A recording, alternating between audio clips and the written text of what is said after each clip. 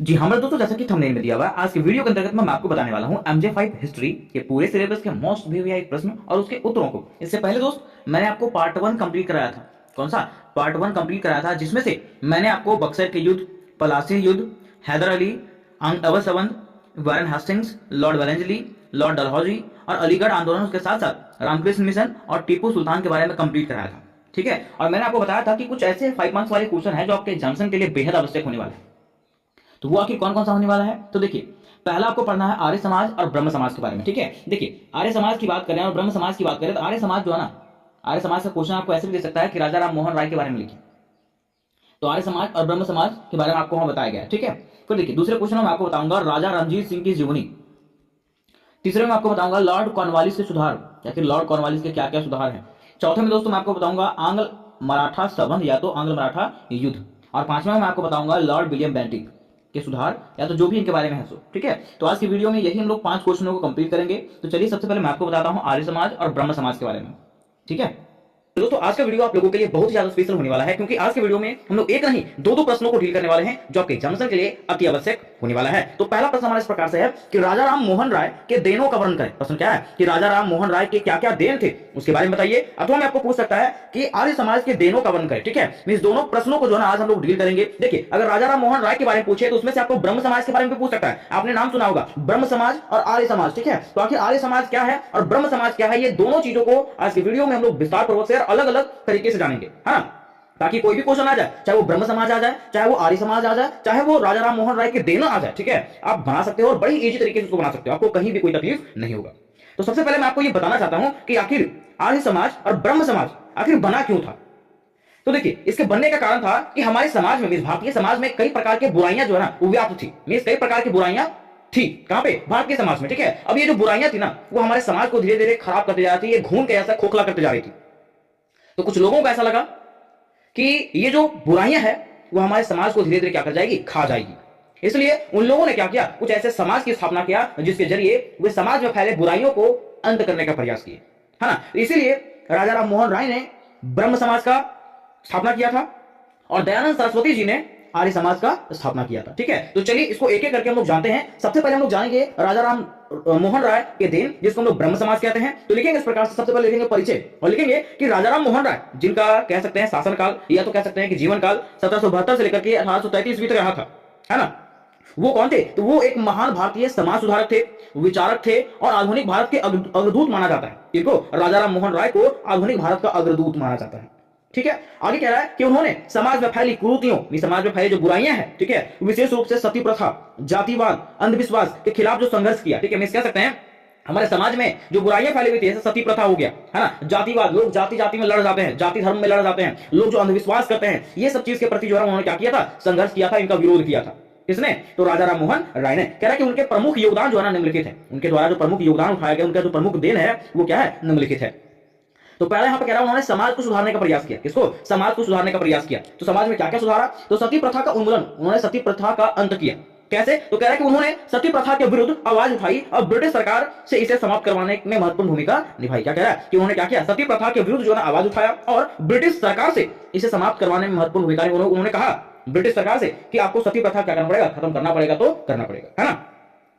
फिर देखिए उन्होंने क्या किया, बाल विवाह और जातिगत भेदभाव का विरोध किया। उन्होंने कहा कि बाल विवाह जो होता है ना वो हमारे समाज के लिए घून के जैसा हमारे समाज को खोखला करते जा रहा है। ठीक है, और जाति का जो भेदभाव है वो भी हमारे समाज के लिए क्या है, बहुत ही बड़ा पाप है ना। क्या, कि वे सामाजिक कुरीतियों के खिलाफ थे और महिलाओं के अधिकारों के समर्थक थे। कौन, तो राजा राम मोहन राय। ठीक है, तो यहां पर हम लोग समझे कि समाज सुधारक उन्होंने सती प्रथा का उन्मूलन किया, बाल विवाह और जातिगत का भेदभाव किया, मतलब उसका विरोध किया, और तीसरा जो है विधवा पुनर्विवाह का समर्थन। उन्होंने कहा कि जो महिलाएं विधवा हो जाती है वे पुनः विवाह कर सकते हैं। किसने कहा, राजा राम मोहन राय। तो इस प्रकार से उन्होंने समाज को सुधारने का प्रयास किया। दूसरा, उन्होंने धर्म का भी सुधार किया। तो धर्म का कैसे सुधार किया, देखिए कह रहा है उन्होंने ब्रह्म समाज की स्थापना किया। किसका, ब्रह्म समाज की स्थापना।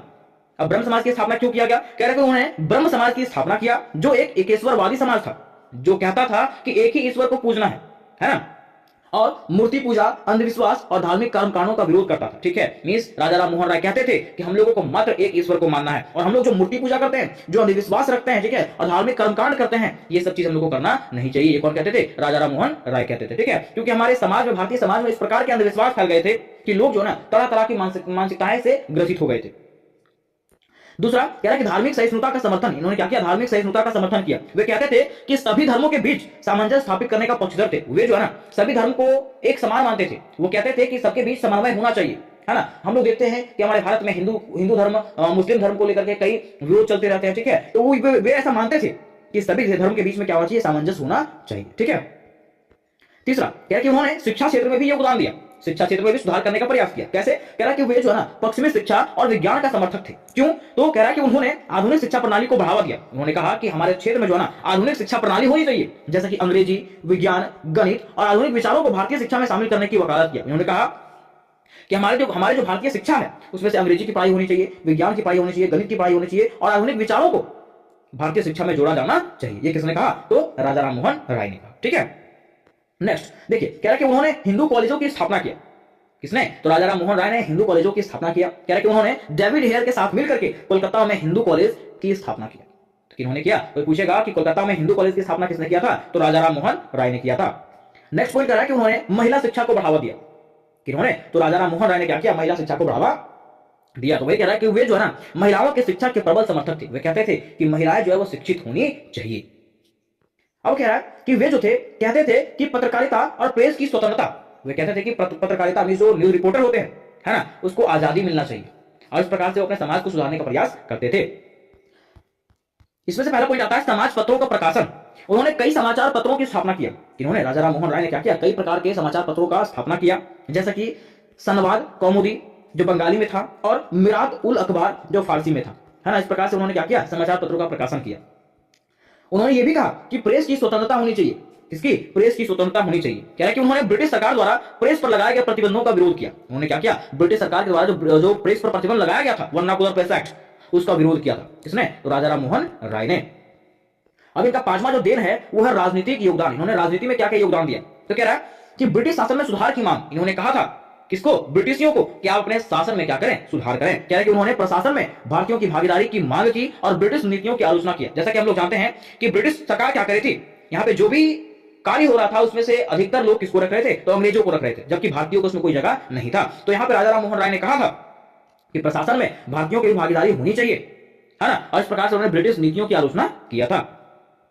फिर दूसरा कहते हैं कि लोकतांत्रिक विचारधारा, वे पश्चिमी लोकतांत्रिक सिद्धांतों से प्रभावित थे। उन्होंने स्वतंत्रता, समानता और बंधुत्व के विचार को प्रोत्साहित किया। उन्होंने किसका जोर दिया, तो आजादी पर जोर दिया, समानता में एक समानता पर जोर दिया और बंधुत्व में एक साथ मिलकर के जो है कार्य करने पर जोर दिया। किन्होंने, राजा राम मोहन राय ने। इस प्रकार से हम लोगों ने इसके देनों को देख लिया। अब अंत में आता है बारी इसके निष्कर्ष का। तो निष्कर्ष में लिखेंगे इस प्रकार दोस्तों कि राजा राम मोहन राय को आधुनिक भारत का जनक कहा जाता है। किसको, राजा राम मोहन राय को जो है ना आधुनिक भारत, अभी के भारत का जो है ना जनक पिता कहा जाता है। क्योंकि उन्होंने क्या किया, तो भारतीय समाज में तर्क, वैज्ञानिक दृष्टिकोण और सुधारवादी विचारधारा को बढ़ावा दिया। मींस कह सकते हैं कि उन्होंने जो हमारे समाज को सुधारने का प्रयास किया, कई हद तक सुधार किया, ठीक है।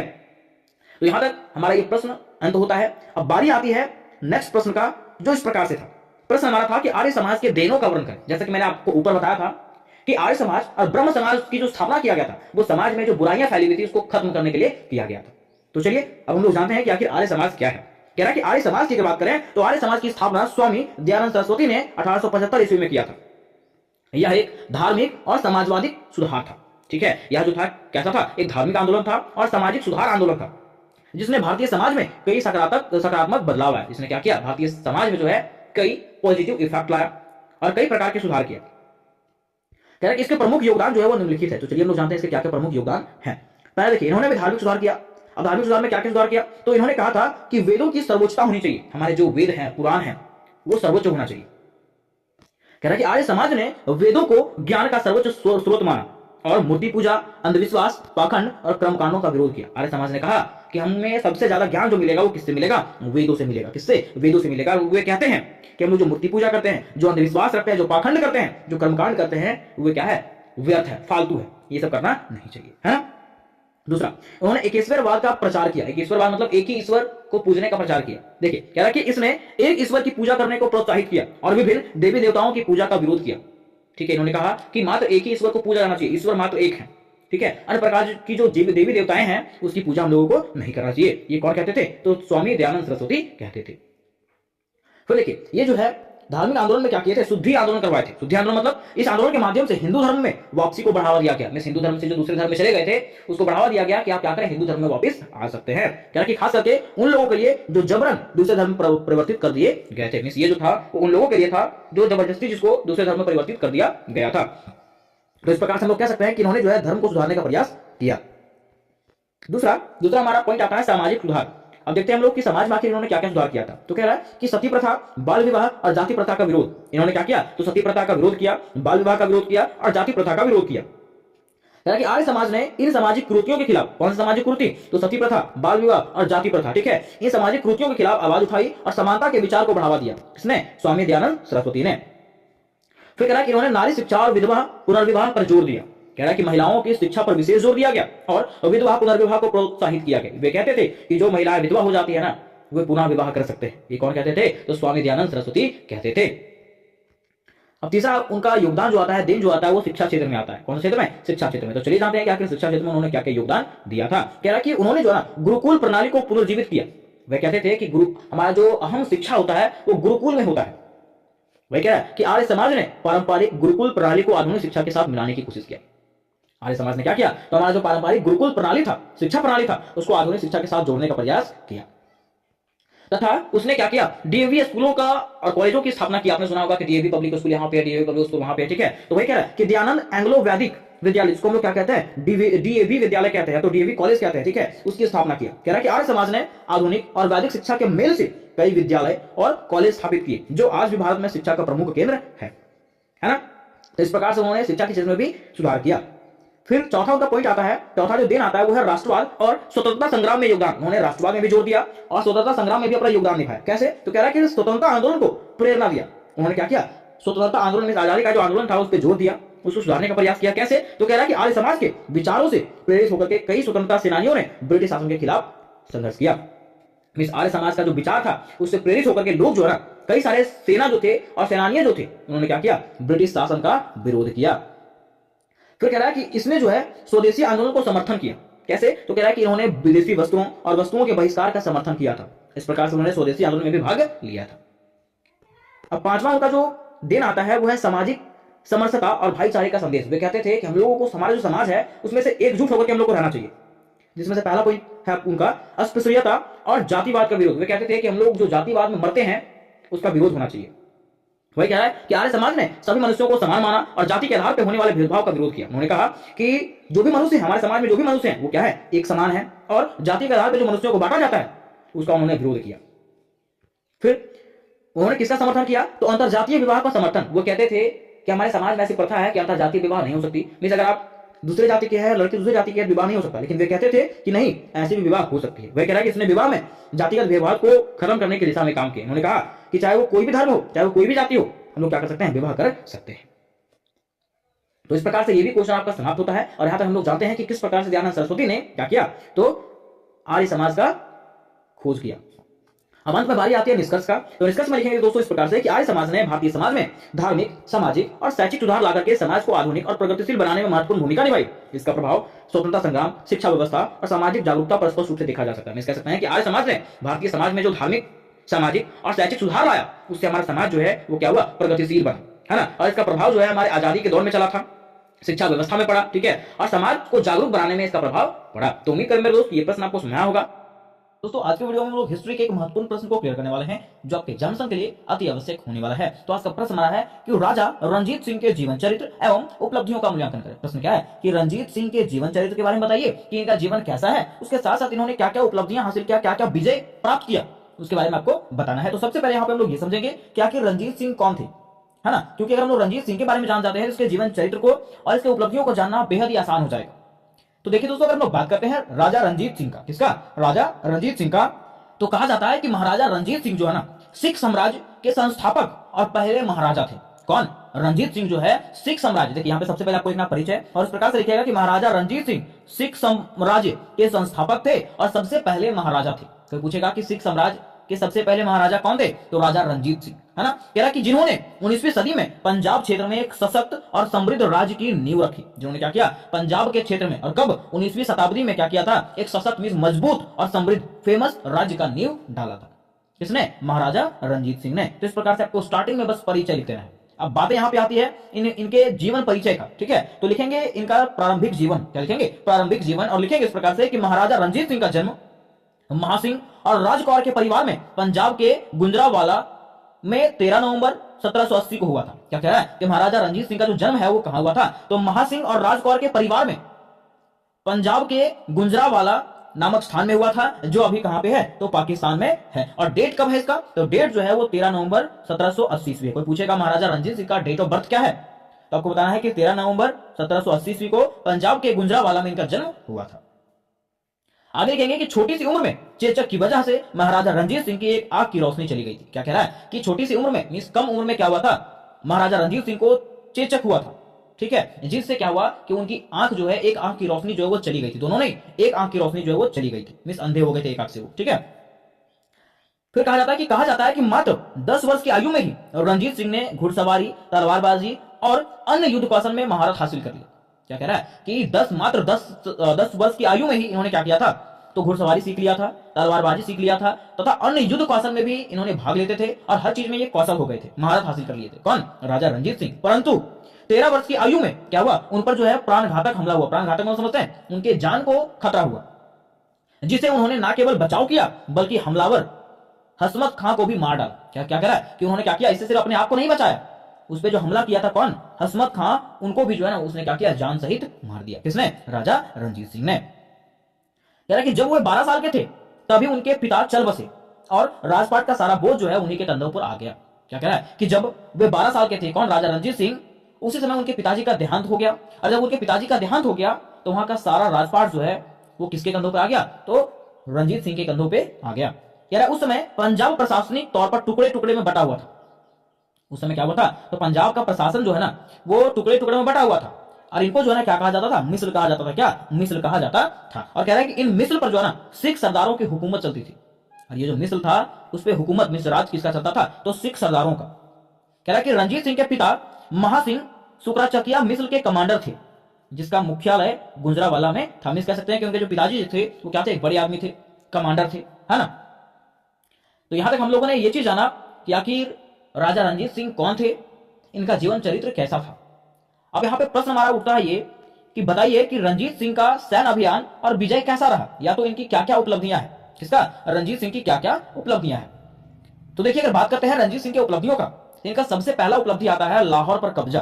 क्या आता है? लाहौर पर कब्जा। कम उम्र में ही जो है ना इन्होंने क्या किया था? लाहौर पर कब्जा किया था। तो कैसे किया था? तो देखिए सबसे पहला पॉइंट बनाना है 20 वर्ष की आयु में बने महाराजा। ये मात्र 20 वर्ष की आयु में क्या बन गए थे? महाराजा बन गए थे। और महाराजा बनने के बाद उन्होंने क्या किया? लाहौर पर कब्जा किया। अब कैसे कब्जा किया?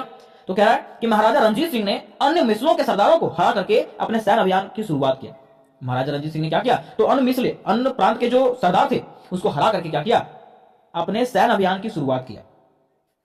फिर कह रहा है कि 7 जुलाई 1799 को उन्होंने पहली जीत हासिल किया। और 7 जुलाई 1799 को क्या हुआ? उन्होंने पहली जीत हासिल किया। कह रहे कि उन्होंने चेत सिंह की सेना को हरा करके लाहौर पर कब्जा कर लिया। जब वे किले के मुख्य द्वार में प्रवेश किया तो उन्हें तोपों की शाही सलामी दिया। क्या कह रहा है कि जब उन्होंने क्या किया? चेत सिंह को हरा करके वापिस अपने राज्य पहुंचे थे तो उनका स्वागत में जो है ना तोपों की सलामी दिया गया था।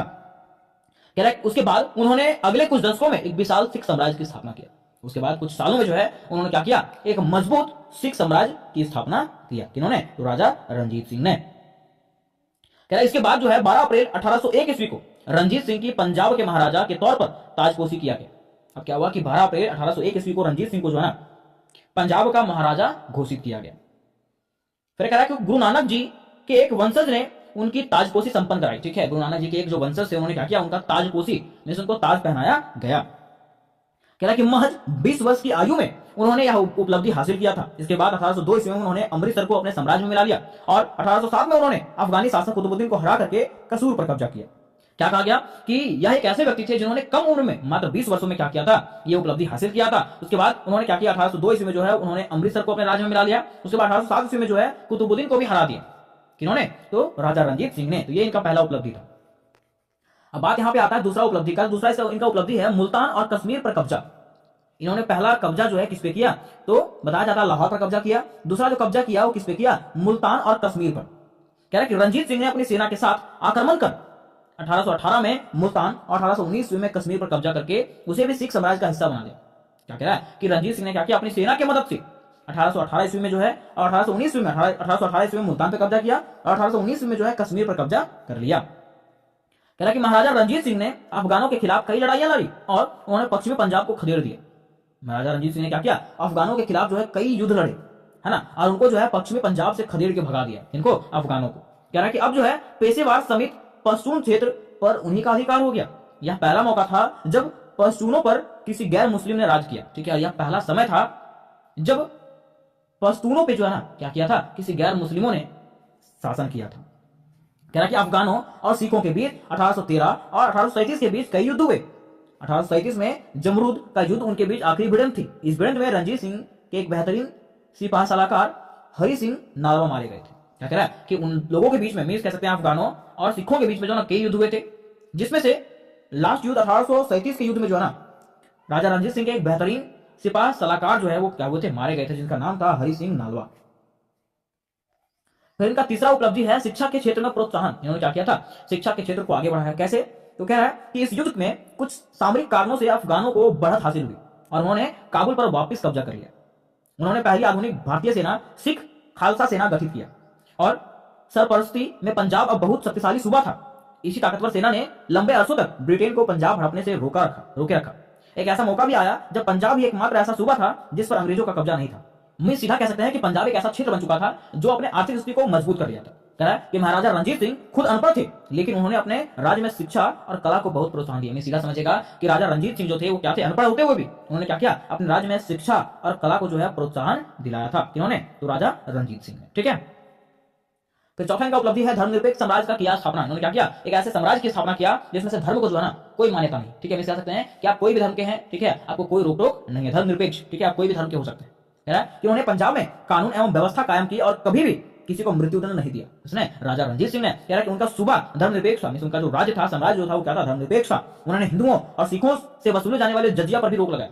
इसने, तो राजा रणजीत सिंह ने कह रहा है कि हिंदुओं और सिखों पर जो जजिया कर लिया जाता था उन लोगों से, ये जजिया कर को रोका गया। कह रहा है कि कभी भी किसी को सिख धर्म अपनाने के लिए विवश नहीं किया। इसके बारे में वे कहते थे कि भगवान ने मुझे एक आंख दी है, इसलिए उससे देखने वाले हिंदू, मुस्लिम, सिख, ईसाई, अमीर, गरीब सब मुझे बराबर दिखते हैं। ठीक है, देखिए राजा रणजीत सिंह कहते थे कि भगवान ने मुझे एक आंख ही दी है। ठीक है, और ये आंखें से मैं जिसको भी देखता हूं, चाहे वो अमीर हो, चाहे वो गरीब हो, चाहे वो हिंदू हो, चाहे वो मुस्लिम हो, सब एक जैसे दिखते हैं। इसलिए मैं किसी को कोई और धर्म अपनाने को मजबूर नहीं करूंगा। ये कौन कहते थे, तो राजा रणजीत सिंह कहते थे। कह रहा है कि उन्होंने तख्त सिंह पटना साहिब और तख्त सिंह हजूर साहिबा का निर्माण करवाया। ठीक है, साथ ही उन्होंने क्या किया, अमृतसर के हरमंदिर साहिब गुरुद्वारे में संगमरमर लगवाया और सोना मढ़वाया। तभी से उसे स्वर्ण मंदिर कहा जाने लगा। कह सकते हैं कि उन्होंने क्या किया, अमृतसर में हरमंदिर साहिब गुरुद्वारे में जो ना मार्बल बिछवाया। ठीक है, और सोना का मतलब सोना मढ़वाया समझते हैं, मूर्ति वगैरह में सोना गढ़वाया गया और उसी समय से जो है उसको क्या कहा जाने लगा, तो स्वर्ण मंदिर कहा जाने लगा। फिर लास्ट में एक ऐसा समय आ जाता है जब क्या होता है, सिख साम्राज्य का पतन होना निश्चित हो जाता है। तो कैसे इनका पतन हुआ, तो कह रहा है कि दशकों तक शासन के बाद रणजीत सिंह 27 जून 1839 को निधन हो गया। क्या कह रहा है कि कई सालों तक शासन करने के बाद राजा रणजीत सिंह का क्या हो गया, 27 जून 1839 को जो है ना इनका मृत्यु हो गया। उसके बाद सिख साम्राज्य की बागडोर जो है खड़क सिंह के हाथों में आ गई। रणजीत सिंह के मजबूत सिख साम्राज्य को संभालने में खड़क सिंह नाकाम रहे। क्या कह रहा है कि रणजीत सिंह का जो मजबूत साम्राज्य था उसको खड़क सिंह जो है वो नहीं संभाल पाए। कह रहा है कि शासन की कमियों और आपसी लड़ाई की वजह से सिख साम्राज्य का पतन शुरू हो गया। और अब क्या हुआ, जब यहाँ पे शासन व्यवस्था चलाने वाले नहीं थे तो यहाँ का शासन जो है धीरे धीरे क्या होने लगा, कमजोर होता गया और सिख साम्राज्य का पतन होना शुरू हो गया। कह रहा है कि सिख और अंग्रेजों के बीच हुए 1845 के युद्ध के बाद महान सिख साम्राज्य पर अंग्रेजों का कब्जा हो गया। और उसके बाद क्या हुआ था, 1845 में जो है अंग्रेजों और सिखों के बीच में युद्ध हुआ और जब युद्ध हुआ तो ये युद्ध में सिख साम्राज्य हार गया। ठीक है, और अंग्रेज जो है ना इस पे अपना कब्जा कर लिए। तो उम्मीद करता हूं दोस्त ये प्रश्न आपको समझ में आया होगा। तो आज का हमारा प्रश्न होने वाला है, लॉर्ड कॉर्नवालिस के सुधारों का वर्णन करें। प्रश्न क्या है कि लॉर्ड कॉर्नवालिस के सुधारों का वर्णन करें, कि बताइए कि लॉर्ड कॉर्नवालिस ने क्या क्या सुधार किए, है ना। यह जो क्वेश्चन दोस्तों आपके एग्जामिनेशन के लिए अति आवश्यक होने वाला है और इससे रिलेटेड जितने भी प्रश्न है सारे के सारे प्रश्न मैंने करवाए हैं, जिसका लिंक आपको डिस्क्रिप्शन बॉक्स में मिल जाएगा। निश्चय कह सकता है कि इससे जुड़े सारे प्रश्न जो है आपको मेरे ही चैनल पर बड़े आसान शब्दों में देखने को मिलेंगे। ठीक है, इसलिए चैनल को सब्सक्राइब करके रख लें और अपने दोस्तों तक ये वीडियो को जरूर शेयर करें। अब देखिए यहाँ पे प्रश्न हमारा कहा था कि लॉर्ड कॉर्नवालिस के सुधार, कि आखिर लॉर्ड कॉर्नवालिस ने क्या क्या सुधार किए। तो एकदम शॉर्ट स्टोरी के जरिए मैं आपको समझाना चाहता हूं कि बात किया जाए अगर लॉर्ड कॉर्नवालिस का, किसका, लॉर्ड कॉर्नवालिस का, तो जिस समय लॉर्ड कॉर्नवालिस भारत के गवर्नर जनरल के रूप में स्थापित हुए थे, नियुक्त हुए थे, चुने गए थे, उस समय वहां के शासन व्यवस्था में कई प्रकार की समस्याएं थी। और जब वे वहां पे नियुक्त हुए, जब वहां पे वो आए, तो उन्होंने देखा कि वहां पे कई प्रकार की समस्याएं हैं, तो वो समस्याओं को दूर करना ही क्या कहलाता है? लॉर्ड कॉर्नवालिस का सुधार कहलाता है। क्या कहलाता है? लॉर्ड कॉर्नवालिस का सुधार। क्यों? क्योंकि वहां के प्रशासनिक व्यवस्था को सुधारे, वहां के सैनिक व्यवस्था को सुधारे, वहां के न्याय व्यवस्था को सुधारे। क्यों? वहां पे दोस्त था इसलिए ना। हाँ, तो वही कहा जाता है कि जब लॉर्ड कॉर्नवालिस भारत के गवर्नर जनरल के पद पर नियुक्त हुए, उस समय वहां के शासन प्रणाली में कई प्रकार के दोष थे, कई प्रकार की समस्याएं थी, जिसको दूर करना ही क्या कहलाता है? लॉर्ड कॉर्नवालिस का सुधार कहलाता है। क्या कहलाता है? लॉर्ड कॉर्नवालिस का सुधार कहलाता है। तो सबसे पहले आपको लिखना है लॉर्ड कॉर्नवालिस के सुधार, पॉइंट बनाना है। लिखेंगे इस प्रकार से कि 1786 ईस्वी में लॉर्ड कॉर्नवालिस को भारत के गवर्नर जनरल के पद पर नियुक्त किया गया। कोई पूछेगा कि लॉर्ड कॉर्नवालिस जो है भारत के गवर्नर जनरल के पद पर कब नियुक्त हुआ था? तो 1786 ईस्वी में। कब? 1786 ईस्वी में। कह रहा है कि जब वो भारत आया, उस समय कंपनी की शासन व्यवस्था में अनेक दोष विद्यमान थे। क्या कह रहा है? कि जिस समय वो भारत आए थे, कौन? लॉर्ड कॉर्नवालिस, उस समय कंपनी की शासन व्यवस्था में, अंग्रेजी शासन व्यवस्था में कई प्रकार के दोष थे, कई प्रकार की समस्याएं थी, है ना।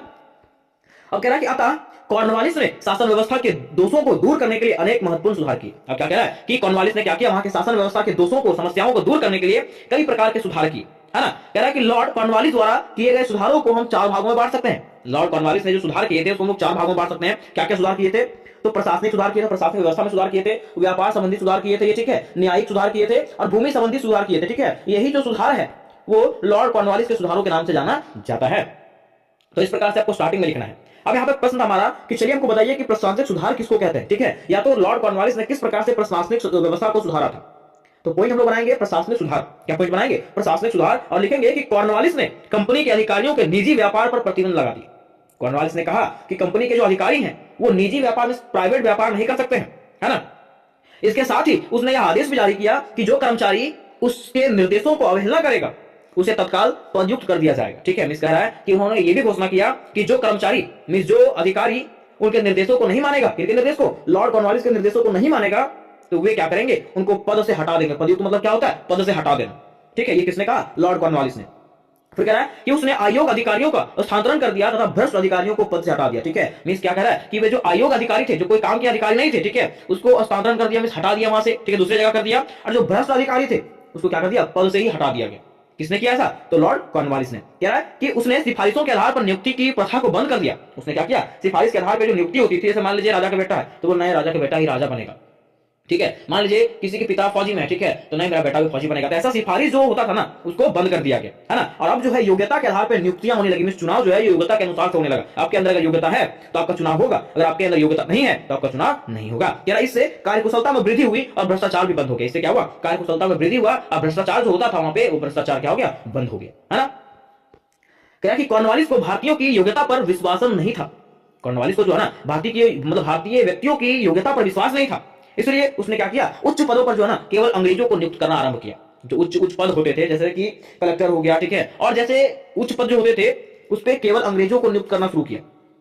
कह रहा उसने यह नियम बना दिया कि 500 पाउंड वार्षिक से अधिक वेतन पाने वाले पदों पर केवल यूरोपियन लोग को ही नियुक्त किया जाएगा। उसने ऐसा घोषणा कर दिया था कि 500 पाउंड से अधिक जो वार्षिक आय कमा रहे हैं, ठीक है, वे पद पे जो है सिर्फ कौन रहेंगे? यूरोपियन लोग ही रहेंगे, भी कह सकते हैं अंग्रेज ही रहेंगे। इसके परिणाम स्वरूप क्या हुआ? भारतीयों के लिए उच्च पदों के लिए द्वार बंद हो गया। इससे क्या हुआ कि भारतीय जो है ना उच्च पद पे स्थापित नहीं हो सके, है ना, उनका द्वार जो है हमेशा हमेशा के लिए बंद हो गया। कह रहा है कि कॉर्नवालिस ने बंगाल में 35 जिलों को घटा करके 23 जिलों कर दिए, ठीक है। कॉर्नवालिस ने क्या किया? बंगाल के 35 जिलों को घटा करके मात्र 23 जिला वहां पे कर दिया, और प्रत्येक जिले में एक अंग्रेज कलेक्टर तथा उसके 2 अंग्रेज सहायक नियुक्त किए जाते थे। जिले में शांति एवं व्यवस्था बनाए रखना, राजस्व जमा करना, पुलिस व जेल की निगरानी रखना आदि का उत्तरदायित्व कलेक्टर पर होता था, ठीक है। वहां पे कलेक्टर नियुक्त किया गया। अब उसका कार्य क्या है? तो वहां पे शांति व्यवस्था बनाए रखना, ठीक है, राजस्व जमा करवाना, पुलिस और जेल की निगरानी रखना, ठीक है, ये सब कार्य जो है वहां के कलेक्टर का होता था, है ना। कह रहा कि कॉर्नवालिस ने पुलिस विभाग में महत्वपूर्ण सुधार किए। प्रत्येक जिले को छोटे छोटे इलाकों में बांट दिया गया तथा प्रति 20 मील के अंतर पर एक पुलिस थाना स्थापित किया, ठीक है। उसने क्या किया? वहां के जिलों को जो है छोटे छोटे इलाकों में बांट दिया और प्रत्येक 20 मील के अंतर पर जो है एक पुलिस थाना भी स्थापित कर दिया। कह रहा कि प्रत्येक थाने में एक दरोगा तथा एक सिपाही नियुक्त किए गए, ठीक है। क्या कह रहा है कि प्रत्येक थाना में जो है एक दरोगा नियुक्त किया गया और कई सारे सिपाही को चुना गया। दरोगाओं के ऊपर जो है ना पुलिस अधीक्षक होता था, जिसकी नियुक्ति जिले के अंग्रेज मजिस्ट्रेट द्वारा किया जाता था, और अंग्रेज मजिस्ट्रेट को जिले में पुलिस के कार्य का निरीक्षण करने का उत्तरदायित्व सौंपा गया था। कह सकते हैं कि दरोगाओं के ऊपर जो है ना कौन होता था? अंग्रेज मजिस्ट्रेट होता था, है ना। और इसको क्यों चुना गया था? ताकि जिले की जो पुलिस है उसके कार्य का निरीक्षण कर सके कि वहां के पुलिस जो है वो सही से कार्य कर रहा है कि नहीं कर रहा है। तो यहाँ पे दोस्तों हम लोगों ने जो है ना पहला इसके सुधार को समझ गए जो था प्रशासनिक सुधार। अब दूसरा यहाँ पे सुधार इसका आता है व्यापारिक सुधार। क्या था? व्यापारिक सुधार में कह सकते हैं कि इन्होंने व्यापार में भी क्या किया था? सुधार किया था। तो कैसे इन्होंने व्यापार में सुधार किया उसको हम लोग देखते हैं। कह रहा है कि कॉर्नवालिस ने व्यापार बोर्ड का पुनर्गठन किया। कॉर्नवालिस ने क्या किया? व्यापार बोर्ड का पुनर्गठन। पुनर्गठन समझते हैं? पुनः स्थापना किया इसका, ठीक है। कह रहा है कि व्यापार बोर्ड के सदस्यों की संख्या 11 से घटकर 5 कर दिया गया। व्यापार बोर्ड के जो सदस्य थे उसकी संख्या 11 थी, उसको घटा करके जो है कितना कर दिया गया? 5 कर दिया गया। कह रहा है कि यह भी निश्चित किया गया कि बोर्ड कलकत्ता की सर्वोच्च काउंसिल के अधीन कार्य करेगा।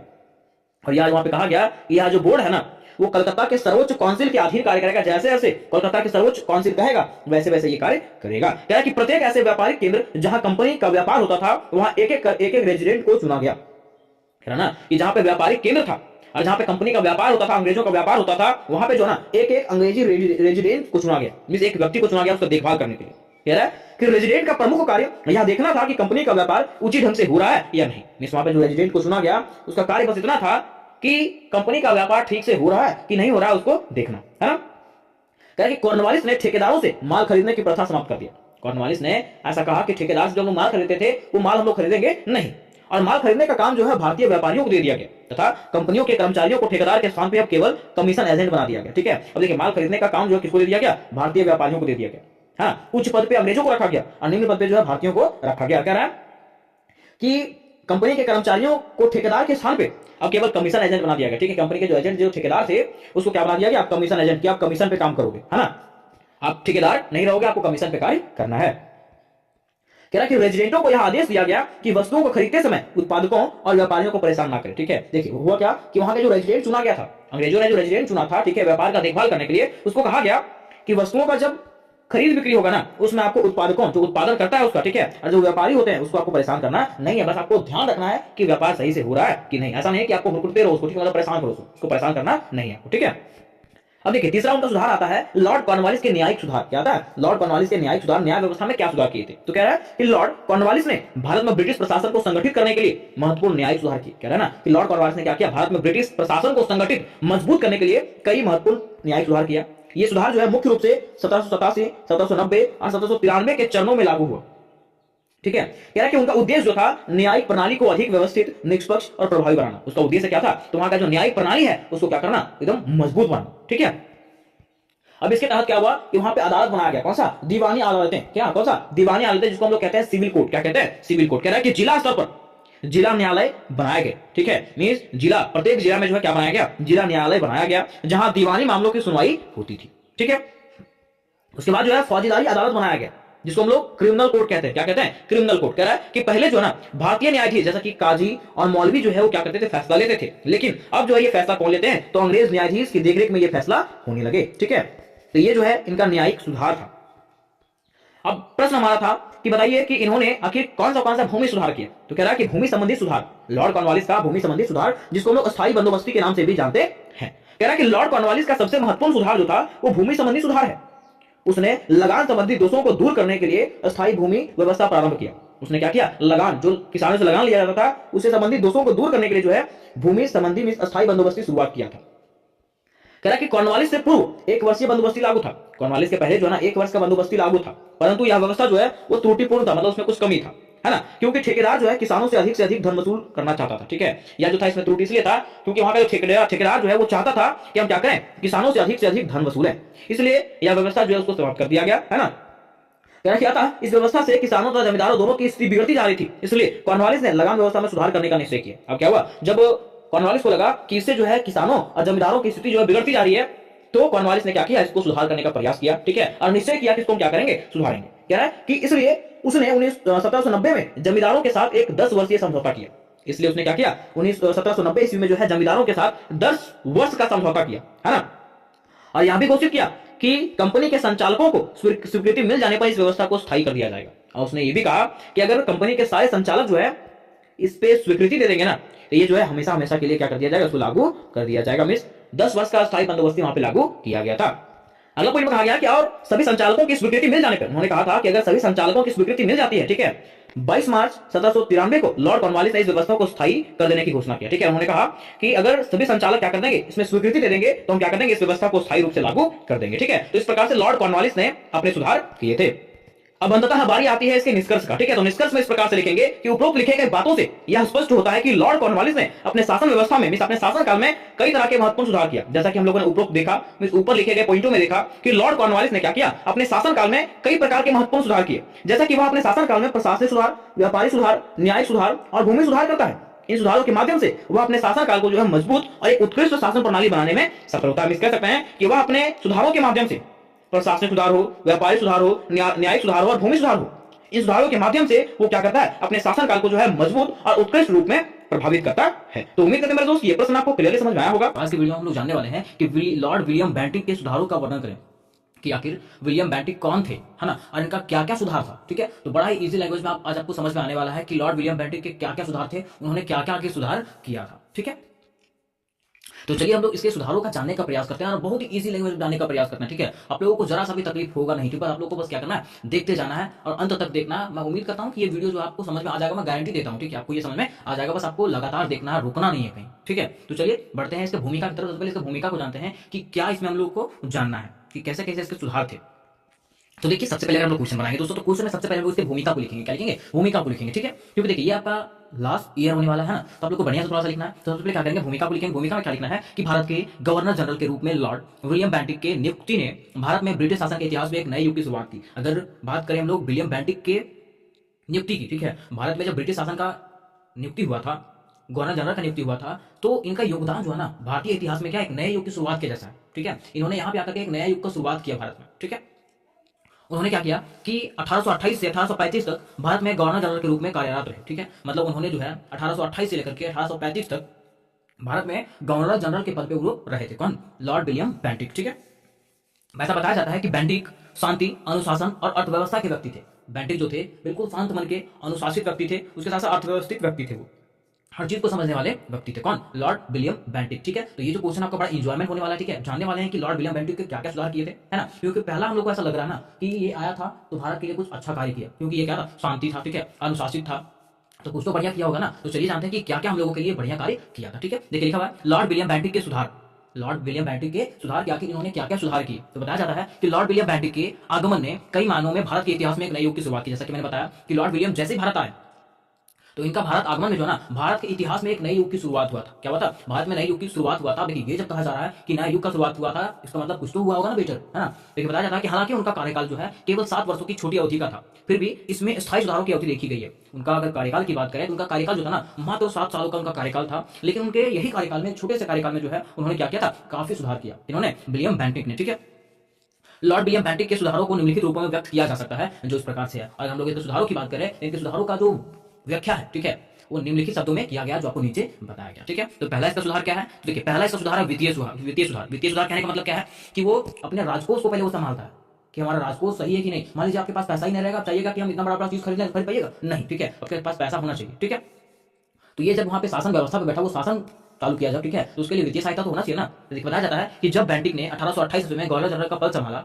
तो कंपनी की वित्तीय स्थिति खराब थी। जब इन्होंने गवर्नर जनरल का पद संभाला था, ठीक है, उस समय वहां का जो था ना क्या था, कंपनी का वित्तीय स्थिति जो था वो क्या था, बहुत खराब था। राजकोष कमजोर था और राज्य के बजट में 10 लाख रुपए का घाटा दिखाया गया। ठीक है, उनका जो राजकोष था वो क्या था, बहुत कमजोर था। उनका जो राज्य का बजट जो दिखाया जाता है, ठीक है, वो बजट में जो है ना 10 लाख रुपए का घाटा दिखाया गया था। कितना का, 10 लाख रुपए का घाटा दिखाया गया था। ठीक है, उन्हें गवर्नर जनरल की ओर से वित्तीय स्थिति में सुधार के लिए प्रभावी कदम उठाना आवश्यक हो गया। ठीक है, और वो जो थे जब यहाँ पे गवर्नर जनरल के पद पे आए, ठीक है, तो उनके पद पे होते हुए जो ना उनको ये स्थिति में जो है सुधार लाने के लिए आवश्यक कदम जो है ना उठाना पड़ा इनको, लॉर्ड विलियम बेंटिक को। ठीक है, और इसे प्राप्त करने के लिए जो है ना उन्होंने निम्नलिखित उपाय अपनाया, और इसको प्राप्त करने के लिए जो है वो निम्नलिखित उपाय भी किया। ठीक है, कि अपने वित्तीय सहायता को वो, मतलब वित्तीय खराब स्थिति को सुधारने के लिए वो निम्नलिखित कदम उठाता है। क्या कदम उठाता है, तो देखिए उसने क्या किया, उन्होंने सभी अधिकारियों के वेतन भत्ते कम कर दिए तथा अतिरिक्त स्टाफ हटा दिया। ठीक है, उन्होंने क्या किया कि जितना भी अतिरिक्त अधिकारी थे जिसका कोई काम नहीं था उसको हटा दिया। ठीक है, उसके साथ साथ सभी अधिकारियों को जो वेतन, जो भत्ता मिलता था, ठीक है, उसको क्या कर दिया, कम कर दिया। ठीक है, क्योंकि अपना देश का स्थिति को संभालना है ना, संभालने के लिए कुछ ना कुछ तो करना पड़ेगा। ठीक है, दूसरा क्या करता है, उन्होंने सैन्य विभाग में डबल बट्टा की व्यवस्था समाप्त कर दी, सक्रिय सेवा पर सैनिकों को भत्ता। ठीक है, जैसे मान लीजिए कि जो सैनिक वहां पे कार्य कर रहा है, ठीक है, उन्हीं को वहां मतलब उन्हीं को पैसा मिलेगा, जो यहाँ से निकल गया उन लोगों को मिलेगा नहीं। उसके बाद कि अपने प्रस्थान के समय इन वित्तीय सुधारों के द्वारा उन्होंने राजकोष में 1.5 मिलियन रुपए का अधिशेष छोड़ दिया। ठीक है, अब जब वो जब यहाँ से निकल रहे थे, कौन, विलियम बेंटिक, जब यहाँ के गवर्नर पद से हटे थे, ठीक है, तो उन्होंने क्या किया था, अपने राजकोष में 1.5 मिलियन जो ना अधिकोष छोड़ दिए थे, अपना पैसा वो छोड़ दिए थे, कौन, विलियम बेंटिक। ठीक है, तो इस प्रकार से वो वित्तीय सुधार वो करते हैं वहां पे। ठीक है, अब देखिए इनका दूसरा सुधार की अगर बात करें तो इनका दूसरा सुधार क्या था कि प्रशासनिक सुधार। ये वित्तीय सुधार के साथ साथ प्रशासनिक सुधार भी करते हैं। तो आखिर कैसे प्रशासनिक सुधार करते हैं, तो बताया जाता है कि लॉर्ड बेंटिक एक महान सुधारक थे।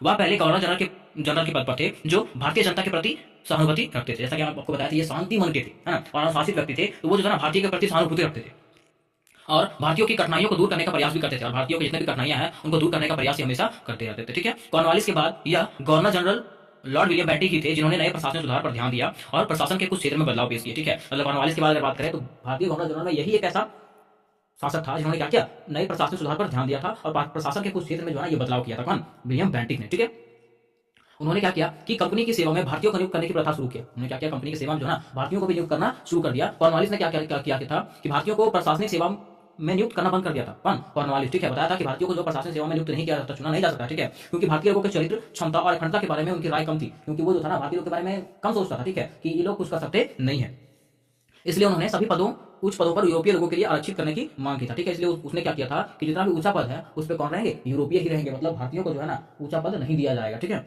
लेकिन जैसा ही विलियम बेंटिक आया वहां पे तो वो सुधार को वो सुधारता है। ठीक है, और भारतीयों को भी क्या करता है, प्रशासनिक सेवा में नियुक्त करना स्टार्ट कर देता है। ठीक है, तो देखिए यहाँ पे क्या हुआ था, कॉर्नवालिस ने जब ऐसा किया था तो भारतीयों को जो ठेस पहुंचा था। ठीक है, लेकिन शासक और शासित के बीच घनिष्ठ संपर्क स्थापित करने के लिए बेंटिक ने उस नीति को छोड़ दिया। ठीक है, लेकिन लास्ट में क्या हुआ कि वो नीति को जो है ना विलियम बेंटिक जो क्या करता है, छोड़ देता है। ठीक है, और भारतीयों को भी जो है सरकारी सेवा में नियुक्त करता है। कौन, विलियम बेंटिक। इस तरह से जो है भारतीय भी जो है ना उनके प्रति आकर्षित हो जाते हैं, इनके प्रति, विलियम बेंटिक के प्रति। ठीक है, फिर देखिए तीसरा उसका सुधार जो था दोस्तों, समाज सुधार।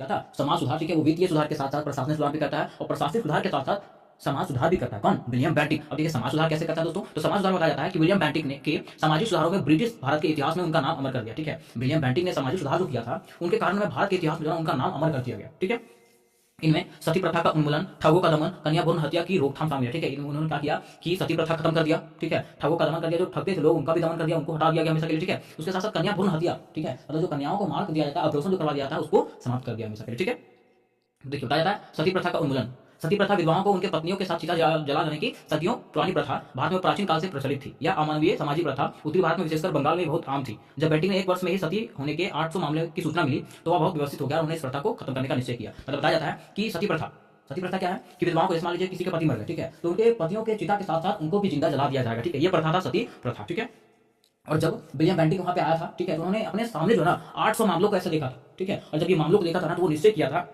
कि मैं हमेशा के लिए क्या कर दूंगा, इसको जड़ सहित खत्म कर दूंगा सती प्रथा को। ठीक है, और वो क्या करता है, इसको खत्म भी कर देता है, किसको, सती प्रथा को। ठीक है, फिर देखिए दूसरा क्या था कि ठगों का दमन। ठगों मतलब जो ठग लेता है लोग उसका दमन करना। ठीक है, तो विलियम बेंटिक क्या करता है, जब वहां पे देखता है कि लोग, जब दूसरे लोग जो है समूह बना करके आ रहे हैं, ठीक है, आज लोगों को जब ठग रहे हैं तो वो क्या करते हैं, उसको भी निवारण करने का प्रयास करता है। ठीक है, उसको भी जड़ सहित खत्म कर देता है। कौन, विलियम बेंटिक। ठीक है, फिर देखिए तीसरा में आपका है कन्या भ्रूण हत्या। ठीक है, कन्या भ्रूण हत्या मतलब आप समझते होंगे। ठीक है, एब्रोशन करवाना। ठीक है, एब्रोशन करवाना, तो उन्होंने क्या किया, इसको खत्म कर दिया। ठीक है, कि लड़कियों को मारना नहीं है ना, उनको भी जीवित रखना है। ठीक है, बताया जाता है कि कन्या भ्रूण हत्या सभी लोगों के द्वारा भी किए जाने वाले भयानक और हृदयहीन कृत्यों में से एक थी। ठीक है, ये जो कार्य हो रहा था कन्या भ्रूण हत्या, ठीक है, वो जो लोग पढ़े लिखे हैं ना वो लोग भी करते हैं। ठीक है, कन्या शिशुओं को मारने की यह प्रथा राजपुताना, पंजाब, मालवा, कच्छ जैसे स्थानों में बहुत प्रचलित थी। या जो प्रथा जो था राजपुताना में, पंजाब में, मालवा, कच्छ जैसे स्थानों में बहुत प्रचलित था। ठीक है, कि कन्याओं का जन्म जो ना अभिशाप माना जाता था। ठीक है, इसलिए लोगों को जन्म के समय ही मार दिया जाता था। तो बेंटिक ने क्या किया, बेंटिक ने बंगाल के सौगंध द्वीप पर बच्चों की बलि की प्रथा को रोकने का प्रभावी कदम उठाया। उन्होंने न केवल कन्या भ्रूण हत्या पर रोक लगाई बल्कि इसे दंडनीय अपराध घोषित कर दिया। ठीक है, अब उसने क्या किया, इसको जो है इस पर रोक ही नहीं लगाया बस, ठीक है, इसको दंडनीय अपराध भी घोषित कर दिया कि अगर ऐसा कोई करता है तो उसको क्या किया जाएगा, सजा दिया जाएगा। मतलब इस प्रकार से हम लोग कह सकते हैं ना कि विलियम बेंटिक जो है भारत के लिए एक नया युग का शुरुआत किया था। ठीक है, वो काफी सुधार किया, प्रशासनिक सुधार किया, सामाजिक सुधार किया, आर्थिक सुधार किया, हर एक सुधार वो करता है। ठीक है, उसके साथ साथ जो है वो चौथा सुधार करता है शैक्षणिक सुधार। ठीक है, मतलब शिक्षा के क्षेत्र में भी वो सुधार करता है, जिसके कारण जो है ना विलियम बेंटिक जो है भारतीय इतिहास में अमर हो गए। कौन हो गए, भारतीय इतिहास में जो है विलियम बेंटिक अमर हो गए। ठीक है, बताया जाता है कि अंग्रेजी शिक्षा की शुरुआत लॉर्ड विलियम बेंटिक के प्रशासन की एक महत्वपूर्ण घटना थी। उन्होंने शिक्षा को बढ़ावा देने के लिए सिफारिश करने के लिए लॉर्ड मैकले की अध्यक्षता में एक समिति नियुक्ति की। मैकले ने अपने रिपोर्ट में भारत के लोगों तक अंग्रेजी माध्यम से यूरोपीय साहित्य और विज्ञान के प्रचार प्रसार पर जोर दिया। ठीक है, क्या बोला जाता है कि लॉर्ड विलियम बेंटिक ने क्या किया, प्रशासन की एक महत्वपूर्ण घटना था। ठीक है, आगे बताया जाता है कि उन्होंने क्या किया कि अंग्रेजी शिक्षा को, मींस इंग्लिश को जो है ना एक जोर, मतलब इसका प्रचार प्रसार बहुत जोरों से किया। ठीक है, और लॉर्ड मैकले का अध्यक्षता में जो है समिति का नियुक्त किया था। ठीक है, जिसमें से विज्ञान के प्रचार प्रसार पर जोर दिया था। ठीक है, यूरोपीय साहित्य और विज्ञान के प्रचार प्रसार पर इन्होंने जोर दिया था। ठीक है, कैसे, अंग्रेजी माध्यम से, मतलब इंग्लिश से, हिंदी से नहीं, इंग्लिश से। ठीक है, इस सिफारिश को जो है विलियम बेंटिक ने पूरे दिल से स्वीकार कर लिया। उसके बाद 1835 में सरकारी प्रस्ताव ने अंग्रेजी को भारत की आधिकारिक और साहित्यिक भाषा बना दिया। ठीक है, इसके बाद क्या हुआ कि 1835 में जो सरकारी प्रस्ताव ने क्या किया, अंग्रेजी को जो है भारत का आधिकारिक और साहित्यिक भाषा बना दिया। ठीक है, और उसी वर्ष जो है विलियम बेंटिक ने कोलकाता में क्या किया था, मेडिकल कॉलेज का नींव रखा था। उस समय जो है विलियम बेंटिक क्या किया था, कलकत्ता में मेडिकल कॉलेज बनाया था। ठीक है, इस प्रकार से हम लोग कह सकते हैं ना कि विलियम बेंटिक जो है भारत में जितना भी कार्य किया सब उत्थान के लिए कार्य किया, मतलब भारत के विकास के लिए कार्य किया, जो भारत के लिए सराहनीय रहा, है ना। अब देखिए लॉर्ड विलियम बेंटिक जो सुधार किए थे उसके क्या क्या परिणाम हुए। ठीक है, तो बड़ा बढ़िया परिणाम होगा। क्यों? क्योंकि एक शांति दिमाग का आदमी था, है ना, और ये कैसा था, डिसिप्लिन व्यक्ति था, अनुशासित व्यक्ति था। वो जो भी कार्य करता था बहुत सोच समझ के करता था और भारतीयों के हित के लिए करता था वो। ठीक है, बताया जाता है कि बेंटिक जो था एक सीधा, ईमानदार, परोपकारी और समझदार व्यक्ति थे। कौन? William Bentinck. ठीक है, दूसरा पॉइंट बताया गया कि उनके सामाजिक सुधारों जैसे सती प्रथा का उन्मूलन और बाल विवाह की रोकथाम ने हिंदू समाज के सदियों पुरानी बुराइयों को मिटा दिया था। ठीक है, उनके सामाजिक सुधार जो थे, सती प्रथा को हटा दिया था, बाल विवाह को खत्म कर दिया था। ठीक है, और हिंदू समाज में जितने भी बुराइयां थी उसको क्या कर दिया था, वो खत्म कर दिया था। किसने? विलियम बेंटिक ने। ठीक है, तीसरा पॉइंट बताया था कि यह जानकर खुशी होती है कि बेंटिक ने वही कार्य किया जहां दूसरों ने बात की थी। ठीक है, मतलब विलियम बेंटिक जो था, जो इन्होंने कहा था, ठीक है, वो कार्य को ये किए थे। ठीक है, फिर अगला पॉइंट में बताया गया कि सती प्रथा पर रोक के संबंध में नियमों को लागू करने के लिए वो अपनी स्थिति को जोखिम में डालने के लिए तैयार थे। ऐसा साहस और स्पष्टता उन दिनों के प्रशासकों में कम पाई जाती थी। ठीक है, मतलब सती प्रथा को रोकने के लिए जो है ना, इन्होंने अपने स्थिति को जो है ना जोखिम में डाल, मतलब जोखिम में डाल दिया था इन्होंने, विलियम बेंटिक ने। ठीक है, और उसके बावजूद भी जो है ये सती प्रथा को रोकने में कामयाब रहे। ठीक है, फिर इसके अगले पॉइंट में बताया गया कि उन्होंने शैक्षिक सुधारों में भी भारत में एक नए युग की शुरुआत की। ठीक है, शैक्षिक सुधारों के माध्यम से भी इन्होंने क्या किया, भारत में एक नए युग का शुरुआत किया। और यही आपका क्वेश्चन था। ठीक है, यही क्वेश्चन के माध्यम से लोग समझ गए। ठीक है, कि विलियम बेंटिक जो था भारत में हर वो सुधार किया जो भारतीयों के लिए क्या था, जरूरी था। ठीक है, तो उम्मीद करता हूं दोस्तों कि ये क्वेश्चन आपको बड़ा इजी तरीके से आपको समझ में आया होगा। हेलो मेरे दोस्तों, मैं राहुल, स्वागत है आप लोगों का आपके अपने YouTube चैनल आज के सेंटर पे। दोस्तों आज के वीडियो में आपको जनरल हिस्ट्री सेमेस्टर 4 के VBI क्वेश्चंस के बारे में बताया जाएगा। जैसा कि मैंने आपको पिछले वीडियो में बोला था दोस्तों कि आपका सारा क्वेश्चन कंप्लीट हो गया, लेकिन ये क्वेश्चन मैं आपको अगला वीडियो में करवाऊंगा। जो क्वेश्चन का इस प्रकार से रहेगा कि आंग्ल मराठा युद्ध का संक्षिप्त वर्णन करें, जिसमें से आपको प्रथम युद्ध के बारे में पूछ सकता है, आंग्ल मराठा का प्रथम युद्ध, द्वितीय युद्ध और तृतीय युद्ध, मतलब कोई भी आएगा तो आपको सेम आंसर लिखना है। क्योंकि देखिए ये अगर हम जी हिस्ट्री के एग्जामिनेशन की बात करें तो जी हिस्ट्री में स्पेशली ऐसा क्वेश्चन पूछा गया ना, क्वेश्चन तो वही रहता है, ठीक है, लेकिन उसको घुमा कर किस तरह से पूछा ताकि स्टूडेंट समझ ही ना पाए। तो आपको करना क्या है, वहां पे कंफ्यूज नहीं होना है।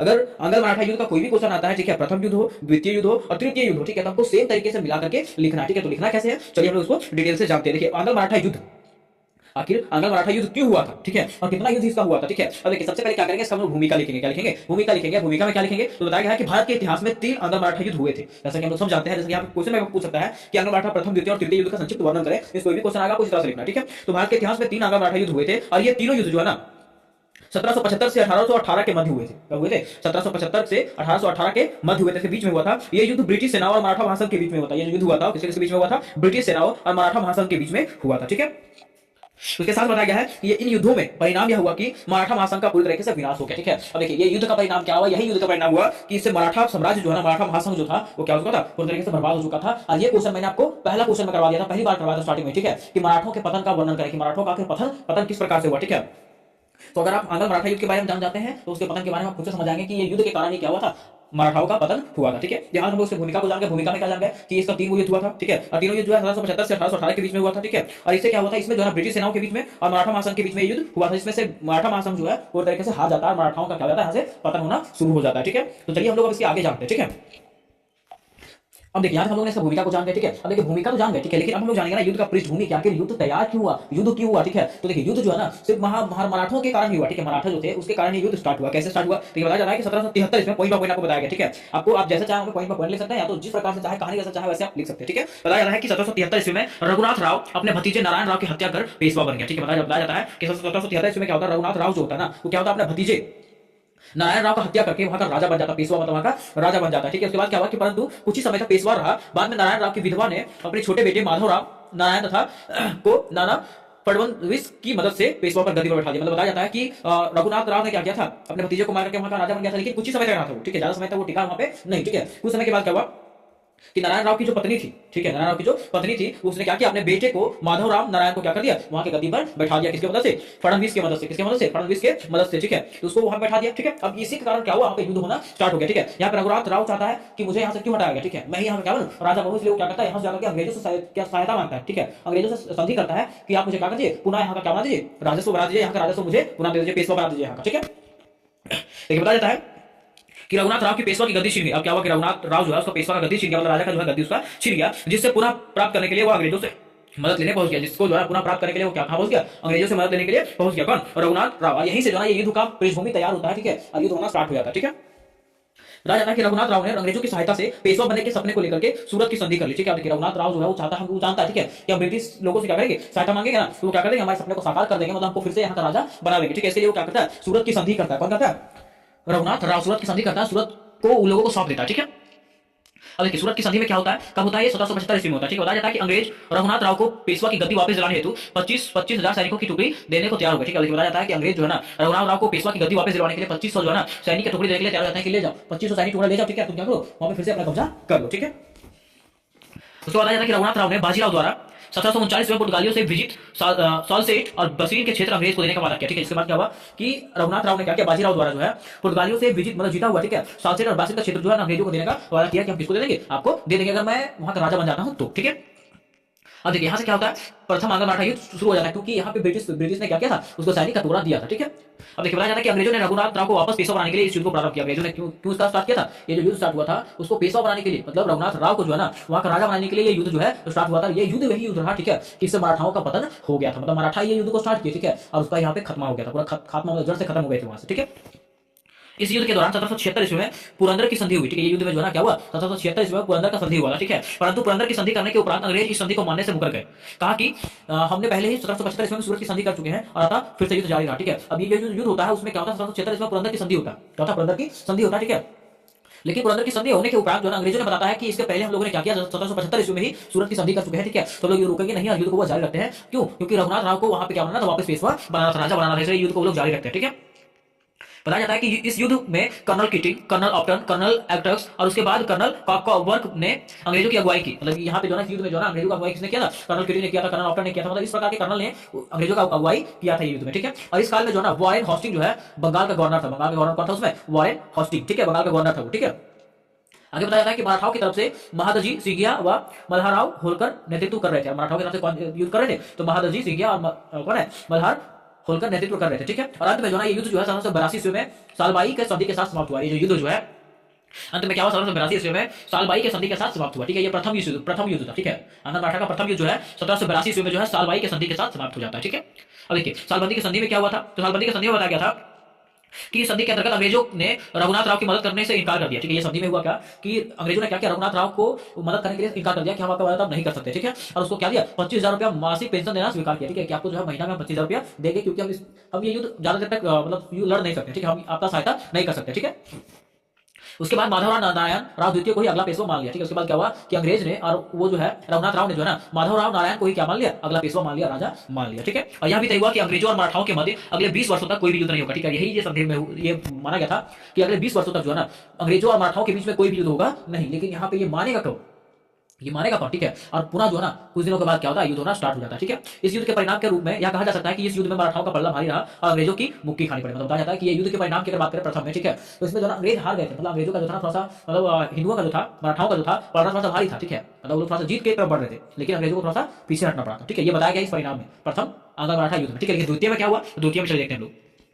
अब देखिए द्वितीय आंग्ल मराठा युद्ध कब हुआ था, 1803 से 1806 ईस्वी में हुआ था। कब हुआ था, 1803 से 1806 ईस्वी के बीच में हुआ था। बताया जाता है कि सन 1800 ईस्वी में नाना फडणवीस की मृत्यु हो गई। क्या हुआ, 1800 ईस्वी में नाना फडणवीस की मृत्यु हो गई, और इसके बाद क्या हुआ, मराठाओं के अंदर बहुत भेदभाव तथा सत्ता को लेकर के षड्यंत्र का खेल शुरू हो गया। ठीक है, अब यहाँ पे क्या हुआ कि जब इसका मृत्यु हो गया, ठीक है, मृत्यु के बाद मराठाओं के अंदर भेदभाव और सत्ता को लेकर हम गद्दी पर बैठेंगे, हम गद्दी पर बैठेंगे, इस तरह करके जो ना लोग के बीच में जो ना भेदभाव शुरू हो गया। ठीक है, मराठा में पेशवा, सिंधिया, गायकवाड़, होलकर व भोंसले में बढ़ गया। ठीक है, और जो मराठा साम्राज्य था वो अलग अलग भागों में बढ़ गया। ठीक है, और इनमें सत्ता के अधिकार को लेकर के आपसी द्वंद्व चलते रहे थे। ठीक है, और यहाँ के जो साम्राज्य का जो राजा था, ठीक है, इनके बीच में जो ना हमेशा से राज के टुकड़े को लेकर के प्रतिद्वंद होते रहता था, मतलब झगड़ा होते रहता था, मतलब कभी भी लोग एकता नहीं होते थे, एकत्र होते नहीं थे। ठीक है, उसके बाद आता है कि होलकर और पेशवा के बीच में लड़ाई होना एक आम बात थी, और होलकर और पेशवा के बीच में हमेशा लड़ाई होती रहती थी। ठीक है, ये आम बात हो गया था कि होलकर और पेशवा के बीच में लड़ाई ना हो। ठीक है, बताया जाता है कि होलकर ने बाजीराव द्वितीय को हटा करके विनय कराव को पुणे में पेशवा की गद्दी पर बैठा दिया। होलकर ने क्या किया कि बाजीराव द्वितीय को वहां से हटा करके पुणे में जो है ना पेशवा की गद्दी पर बैठा दिया, किसको, विनायक राव को। ठीक है, आगे बताया जाता है कि तब बाजीराव द्वितीय ने अपने पिता रघुनाथ राव की भांति अंग्रेजों से मदद मांगने बासित किया। ठीक है, अब क्या हुआ कि रघुनाथ राव के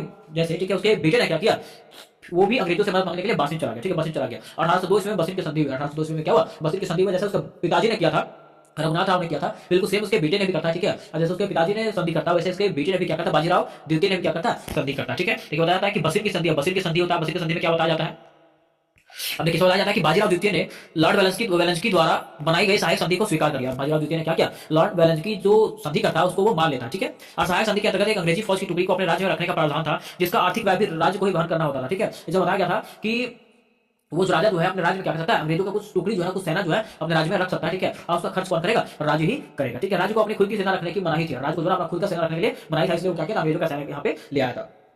इसके साथ ही राज्य के सभी बाहरी मामले और अन्य राज्यों में सुरक्षा की जिम्मेदारी अंग्रेजी सरकार की होती थी। और इसके साथ बताया जाता है कि राज्य के जितने भी बाहरी मामले हैं और अन्य राज्यों की सुरक्षा की जिम्मेदारी है वो अंग्रेजी सरकार की होती थी, ठीक है।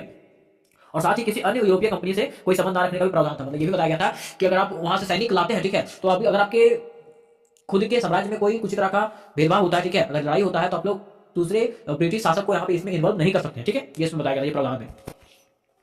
साथ ही अंग्रेजी कंपनी को सूरत नगर मिलेगा, और साथ में ये भी बताया गया था इसमें कि साथ में क्या मिलेगा, इसको अंग्रेजों को जो है ना सूरत की नगर मिलेगा, ठीक है। उसके साथ साथ अंग्रेज बाजीराव द्वितीय को पेशवा की गद्दी वापस दिलाने में सहायता करेंगे। और इसमें बताया गया था कि अंग्रेज जो है क्या करेंगे, इसके बाद क्या करेंगे कि बाजीराव द्वितीय को पेशवा की गद्दी वापस दिलाने में सहायता करेंगे, ठीक है। अब बताया जाता है कि इस युद्ध में अंग्रेज की तरफ से लॉर्ड वेलेंजली के नेतृत्व में युद्ध लड़ा गया, ठीक है। इस युद्ध में जो है अंग्रेजों की तरफ से लॉर्ड वेलेंजली जो है नेतृत्व करता है, ठीक है। इसके बीच में युद्ध लड़ता है, ठीक है। मराठाओं की तरफ से जो है विभिन्न सरदार ने अगुवाई किया, मराठाओं की तरफ से अलग अलग सरदार आए थे, क्योंकि मराठा जो है मराठा साम्राज्य जो है अलग अलग भागों में बढ़ चुका था, है ना। उसके बाद आ जाता है कि इस युद्ध के परिणाम में यह कहा जा सकता है कि इस युद्ध में अंग्रेजों का पलड़ा भारी रहा, मराठाओं की हार का मुख्य कारण उनमें एकता का अभाव था, ठीक है। और इसका परिणाम बताया जाता है कि ये युद्ध जो हुआ था उसमें से अंग्रेजों का पलड़ा भारी रहा, मतलब अंग्रेज जो है आगे बढ़ गए और मराठा जो है पीछे रह गए, ठीक है। और इसमें जो है मराठाओं का हार का मुख्य कारण रहा कि उनमें एकता का अभाव था, ठीक है। उनमें एकता का अभाव नहीं था, ठीक है, किनमें, अंग्रेजों में, ठीक है। और यहाँ पे जो मराठाओं थे उनमें जो है एकता का अभाव था, लोग एक एकत्र थे ही नहीं, ठीक है। कौन, मराठा, ठीक है। कहने को तो सभी मराठा के साथ थे, लेकिन अपने आंतरिक कलह के कारण एकजुट होकर लड़ ना सके, ठीक है, साथ थे, ठीक है। लेकिन उनके आंतरिक युद्ध के कारण, आंतरिक कलह के कारण, लड़ाई के कारण लोग एकजुट होकर कभी लड़ नहीं पाए, ठीक है। आगे बताया जाता है कि अंग्रेजों की सहायता से बाजीराव द्वितीय को पेशवा की गद्दी वापस मिल गई, ठीक है। अब क्या हुआ कि अंग्रेजों की सहायता से जो है बाजीराव को जो है ना क्या हुआ कि पेशवा की गद्दी वापस मिल गया, ठीक है। अब देखिए यह युद्ध जो है 1806 में राजपुर घाट की संधि के साथ समाप्त हुआ, ठीक है। अब क्या हुआ कि जहां से बाजीराव द्वितीय ने स्टार्ट किया था वो युद्ध क्या हुआ, खत्म हो गया, ठीक है। मतलब बाजीराव को जो है वहां का पेशवा का गद्दी मिल गया, ठीक है, उसको राजा का गद्दी वापस मिल गया, ठीक है। और यह जो युद्ध है 1806 में जो है राजापुर घाट की संधि के साथ समाप्त हो गया। कौन सा युद्ध, द्वितीय आंग्ल मराठा युद्ध, ठीक है। अब हम लोग जान जाते हैं ना कि तृतीय आंग्ल मराठा युद्ध क्यों हुआ था, ठीक है। देखो बताया था कि इस समय तक मराठा काफी कमजोर हो चुके थे, इस समय तक जो मराठा काफी कमजोर हो चुके थे, क्यों, क्योंकि हम जान रहे थे कि उनमें एकता का अभाव था, मराठा एकता नहीं थे, ठीक है। और अंग्रेज इस बात का फायदा उठाने के लिए युद्ध का बहाना ढूंढ रहे थे, ठीक है। और अंग्रेज जो है ना इसी बात का फायदा उठाने के लिए लोग मौका ढूंढ रहे थे कि कोई हमको मौका मिले और हम लोग क्या करें, इसके ऊपर आक्रमण कर दे, मराठाओं के ऊपर आक्रमण कर दे, ठीक है। अब होता है क्या कि एक घटना के अनुसार से क्या होता है कि पेशवा के एक मंत्री ने गायकवाड़ के दूध की हत्या कर दी, ठीक है। क्या हुआ कि पेशवा का जो मंत्री था वो क्या कर दिया, गायकवाड़ का दूध का हत्या कर दिया, ठीक है। जिसके कारण क्या होता है, अंग्रेजों को बहाना मिल गया, ठीक है। और वो आंग्ल मराठा तृतीय युद्ध का घोषणा कर दिया कि आप क्या करेंगे, मराठाओं से युद्ध करेंगे, ठीक है। वो तृतीय आंग्ल मराठा युद्ध स्टार्ट हो जाता है, कब होता है, 1817 से 1818 के बीच में, ठीक है। अब देखिए इस युद्ध में अगर बात करें तो इस युद्ध में जो है ना अंग्रेजों के तरफ से जो है मार्ट वॉलिस हॉस्टिंग ने नेतृत्व लड़ा, ठीक है। और उसके साथ मराठाओं की तरफ से कहा था बाजीराव द्वितीय था, ठीक है। और अन्य सरदारों ने भी इसका अगुवाई किया था, लेकिन यहाँ पे जो है मराठा क्या हो चुके थे, हार गए थे, ठीक है। मतलब तीनों का तीनों युद्ध जो है ना ये लोग हार गए और यहाँ से जो है मराठा साम्राज्य का पतन शुरू हो गया, ठीक है। तो इस प्रकार से आपका था आंग्ल मराठा युद्ध कि मराठाओं ने ही ये युद्ध को स्टार्ट किया था गद्दी को प्राप्त करने के लिए, ठीक है। और अंत में जो है ये लोग गद्दी प्राप्त भी नहीं कर पाते, प्राप्त करने के पश्चात जो है ये लोग से गद्दी क्या जाता है, छिन जाता है, हमेशा हमेशा के लिए जो है ना मराठा साम्राज्य खत्म हो जाता है, ठीक है। तो उम्मीद करते हैं कि ये क्वेश्चन आपको समझ में आ गया होगा, ठीक है। और इससे रिलेटेड अगर आप क्वेश्चन नहीं देखे होंगे जी हिस्ट्री सेमेस्टर 4 का, ठीक है, तो नीचे जो है आपको डिस्क्रिप्शन में लिंक मिल जाएगा, वहां से आपको सारे वीडियोस लगा के देख सकते हैं, ठीक है। कल एग्जामिनेशन से पहले जो है आपको और एमसीक्यू क्वेश्चन